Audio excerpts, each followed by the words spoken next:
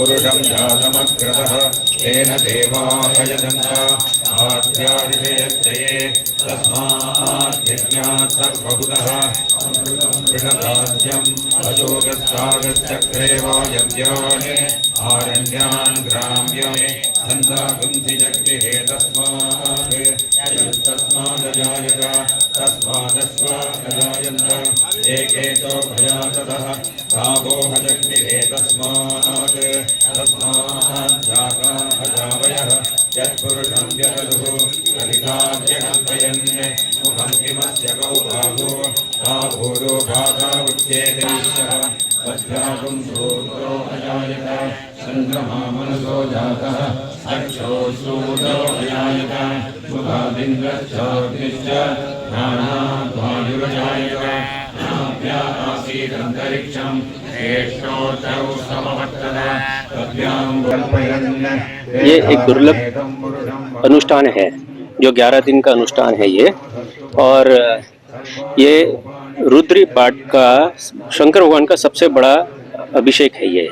ये 14,641 बार अभिषेक किया जाता है, रुद्री पाठ किया जाता है, उसको अतिरुद्र महायज्ञ होते हैं। मेरे ख्याल से मैं ना कुछ टाइम से शिव जी से प्रार्थना कर रही थी कि मुझे कुछ ऐसा माहौल मिले, कुछ ऐसा करने को मिले जो मुझे ऐसा फील हो। हमेशा से हम बचपन से घर में देखते आ रहे हैं, मेरे भाई भाभी पापा ये लोग मिल करके ये अनुष्ठान कर रहे हैं यज्ञ पिछले 2 साल से। और मेरे ख्याल से मैं घर से बहुत सालों बाद इतने दिनों के लिए बाहर निकल कर यहाँ पर रहकर कर रही हूँ। ये उनकी बहुत बड़ी कृपा है, ये एक मेरे लिए चमत्कार है लाइफ में। ये साष्टांग मतलब मिरेकल जैसा है वो ये होना, और ये इतना बड़ा अनुष्ठान होना, इसका भागी बनना और ये सब चीज़ इतना करना, इट्स वेरी डिवाइन। भगवान शिव मेरे आराध्य देव है और मुझे गुरु मंत्र जो है हमारे परम आराध्य महाराज श्री ने दिया हुआ है, और ये उनकी प्रेरणा से विगत 2 वर्षों से मनोज कुमार कर रहा है ये यज्ञ, और उसमें हम लोग को सौभाग्य प्राप्त हुआ है उसमें शामिल होने का। और जो लास्ट ईयर भी मैं आया था इसमें सहभागी हुआ था, और वो ऋचाएं और वो मंत्र मेरे कानों में रोज गूंजते रहते। हमारे घर में ये शिव जी की इतनी ज्यादा आराधना होती है कि भगवान ने हम पे कृपा की और हम इस यज्ञ के भागीदार हो सके। कैसा अनुभव? इसका अनुभव तो इतना मतलब खुशी वाला है कि इसका तो मतलब ये तो ऐसा लग रहा है कि भगवान कई जन्मों की भगवान की तपस्या से ही हमको यज्ञ करने का अवसर मिला है इसे। ये यज्ञ में आके मेरे को ऐसा अनुभव हो रहा है कि ये यज्ञ कोई पर्सनल नहीं है, पूरे राष्ट्र के लिए यज्ञ कर रहे हैं, और ये यज्ञ में सबकी खुशी, पूरे राष्ट्र की खुशी, देश की खुशी, पूरी दुनिया की खुशी के लिए यज्ञ कर रहे हैं। और ऐसा यज्ञ मैंने आज तक कहीं अनुभव नहीं किया है। यहाँ पे जो यज्ञ हो रहा है पूरे भाव से, और ये सब विद्वान पंडित सब है, उसके मंत्रोच्चार से हम लोग इतने खुश है कि हमको बार बार ये मौका मिले यहाँ पे आने का, और ये मौका हम लोग कभी चुकेंगे नहीं, ऐसा हमको अनुभव हो रहा है। बहुत अच्छा है, पिछले जन्म का पुण्य है जो ये कार्य कर रहे हैं हम।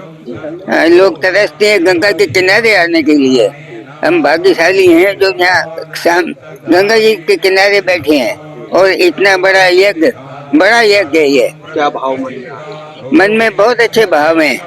लोगों को मन में चेष्टा करनी चाहिए कि यहाँ आकर के कम से कम यज्ञ करे, यज्ञ नहीं करे तो तब करे, गंगा स्नान करे यहाँ। ओम नमस्ते अस्तु भगवन् विश्वेश्वराय महादेवाय त्र्यंबकाय त्रिपुरांधकाय त्रिकाग्निकालाय कालाग्निरुद्राय नीलकंठाय मृत्युंजयाय सर्वेश्वराय सदाशिवाय शंकराय श्रीमन्महादेवाय नमः। हर हर गंगे जय मां गंगे। प्राचीन समय में ऋषि मुनियों द्वारा यज्ञ हवन के माध्यम से संसार का कल्याण किया जाता था। यज्ञ सनातन धर्म में विशेष महत्व रखता है। हरिद्वार के सूरतगिरी बंगले में अतिरुद्र महायज्ञ का आयोजन किया जा रहा है, जो काफ़ी महत्वपूर्ण होता है। आखिर अतिरुद्र महायज्ञ इतना महत्वपूर्ण क्यों होता है, इस पर बात करने के लिए हमारे साथ मौजूद है यज्ञ को संपन्न कराने वाले आचार्य। स्वागत है आपका तिलक पत्रिका में। गुरुजी, सबसे पहले तो आपका पूरा नाम क्या है? अरुण हरिहरन हमारे नाम है। जो ये यज्ञ यहाँ पर किया जा रहा है, इसका इतना महत्व सनातन धर्म में क्यों है? यहाँ पे अतिरुद्र महायज्ञ हो रहा है। अभी अतिरुद्र के बारे में बताने से पहले ये इसमें जो मंत्र है वो रुद्री का पाठ बार बार होता है। तो रुद्री का महत्व क्या है ये बताते हैं, क्यों है ये बताते हैं। ये सबसे पवित्र पंचाक्षरी मंत्र नमः शिवाय जो मंत्र है ये रुद्री के अंदर आता है।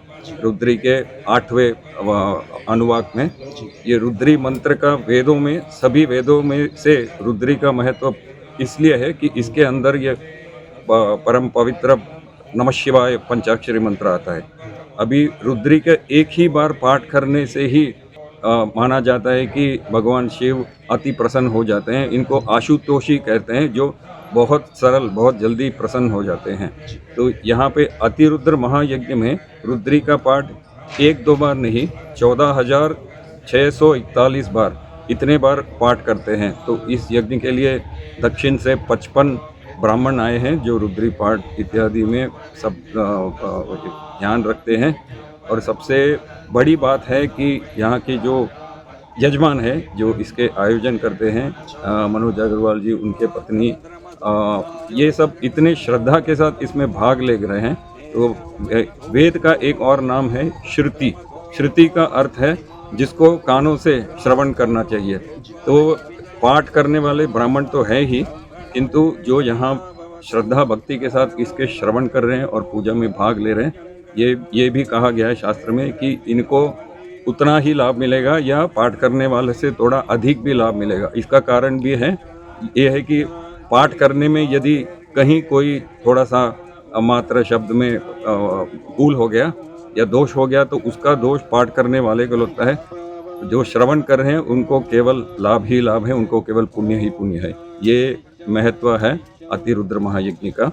और सब एक और बहुत बड़ी बात है कि यहाँ सब लोग निष्काम भावना से, ये इसके आयोजन करने वाले यजमान, उनके परिवार तथा इसमें भाग लेने वाले जितने ऋत्विक कहते हैं, ये जो पाठ करने वाले हैं, और ये जो आश्रम है सूरतगिरी बंगला आश्रम, और हमारे परम पूज्य महाराज जी स्वामी विश्वेश्वरानंद जी गिरी जी, सब लोग, किसी का इसमें कोई निजी स्वार्थ नहीं है, सब निष्काम भाव से लोक कल्याण के लिए केवल इस यज्ञ को कर रहे हैं। सो ये और एक और बहुत विशेष बात है यहाँ के यज्ञ का। गुरुजी, बात की जाए इस यज्ञ को क्या विद्वान ब्राह्मणों द्वारा ही आहूत किया जाता है, क्योंकि इसमें काफ़ी मंत्र होते हैं, क्योंकि आपने जितने मंत्र बताए उतने मंत्र हर विद्वान के लिए भी पढ़ना मुश्किल होता है। यहाँ पे यज्ञ के 3 भाग है, जैसे आप देख सकते हैं। एक तो भगवान शिव का शिवलिंग है जिसमें निरंतर जितने पाठ होते हैं उतना समय तक उस पर गंगा जल और अन्य पदार्थ के अभिषेक चढ़ता रहता है। ये सुबह 5-6 घंटे का अभिषेक होता है और शाम में भी 2 घंटे का होता है। तो इतने समय तक जब तक पाठ होता है उसमें अभिषेक चढ़ता रहता है। इसमें हमारे जो पाठ करने वाले ब्राह्मण और यजमान और इनके परिवार सभी भाग लेते हैं आप ये अभिषेक करने में। दूसरा भाग है, यहाँ आप देख सकते हैं जो 11 कलश यहाँ पे हैं। ये 11 दिन का यज्ञ है। तो 11 दिन ये इन कलश में यज्ञ जिस दिन प्रारंभ हुआ उसमें उस दिन इसमें गंगा जल भर के उसमें भगवान शिव को आवाहन किया गया है। जब तक ये 11 दिन में यज्ञ संपन्न होगा तब तक ये कलश का रोज यहाँ पे पूजा होता है। और अंतिम दिन इस जल को भी भगवान शिव के जो शिवलिंग है उसमें अभिषेक किया जाएगा। और इसका तीसरा भाग है हवन। वहाँ भी रुद्री के ही मंत्र के साथ हमारे जो आचार्य हैं पाठ करने वाले वो और यहाँ के विद्यार्थी जो है इनके साथ 11 लोग मिलके वहाँ पे हवन करते हैं। तो ये तीनों एक साथ होते हैं इस यज्ञ में। गुरुजी, प्राचीन समय की बात करें, ऋषि मुनियों द्वारा यज्ञ हवन से ही संसार का कल्याण किया जाता था। क्या आज के वक्त में भी यज्ञ हवन काफ़ी महत्वपूर्ण है? हमारा जो धर्म है इसका असली नाम हिंदू धर्म लोग बोलते हैं। इसका असली नाम जैसे आप जानते हैं सनातन धर्म है। सनातन का अर्थ ही है जिसका ना कोई आदि है, अनादि और अनंत। यह कुछ लोग गलती से इसको बोलते हैं कि हमारे जो पूजा वगैरह करना ये पुरानी बात है। इसका नाम पुरातन धर्म नहीं है, सनातन धर्म है। तो ये कभी पुराना नहीं होगा। जितना महत्व इसके प्राचीन काल में था उतना ही आज भी है और उतना ही आने वाले अनादिकाल तक ये रहेगा हमारे सनातन धर्म, और इसमें जितने अनुष्ठान है। एक और बात मैं कहना चाहूँगा, कलयुग को बहुत चारों युगों में से कलयुग को थोड़ा बुरा समय माना जाता है, किंतु भागवत में और हमारे अन्य जो पुराण इतिहास वगैरह उनमें कहा गया कि कलयुग का एक बहुत बड़ा लाभ है, वो ये है कि इसमें मुक्ति को पाना, भगवान को पाना बहुत सरल है। इसके पहले जो युग थे उनको देखा गया तो इस कलयुग में केवल भगवान के नाम लेने से, श्रद्धा भक्ति के साथ जैसे यहाँ सब लोग ले रहे हैं, भगवान के नाम मात्र स्मरण करने से, उनके नाम के संकीर्तन करने से और कुछ नहीं करना पड़ता है, इतना ही करने से कलयुग में बहुत सरलता से मुक्ति को पा सकते हैं, भगवान को पा सकते हैं। गुरु जी, बात की जाए यज्ञ हवन जो होते हैं वातावरण को तो शुद्ध करते हैं, क्या मनुष्य के मन को भी शुद्ध कर देते हैं? हाँ, मनुष्य का मन जो होता है ये वातावरण का एक भाग ही है। तो बाहर जो सारा अंतरिक्ष है, मनुष्य का जो शरीर है और उसके अंदर मन, बुद्धि इत्यादि है, ये एक छोटा अंतरिक्ष ही है।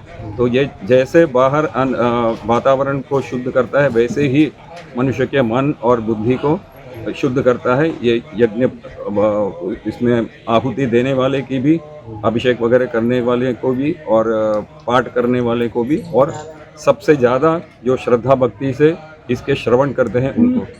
बहुत बहुत धन्यवाद। बिल्कुल जिस तरह से इनके द्वारा बताया गया है, यज्ञ हवन प्राकृतिक जो संसाधन होते हैं उनका तो शुद्धिकरण करता ही है, बाकी मनुष्य का जो अंतरकरण होता है उनको भी शुद्ध कर देता है। इसीलिए इनके द्वारा इस यज्ञ का आयोजन किया जा रहा है। देश के पहले धार्मिक न्यूज़ चैनल तिलक पत्रिका के लिए हरिद्वार से मैं आशु शर्मा।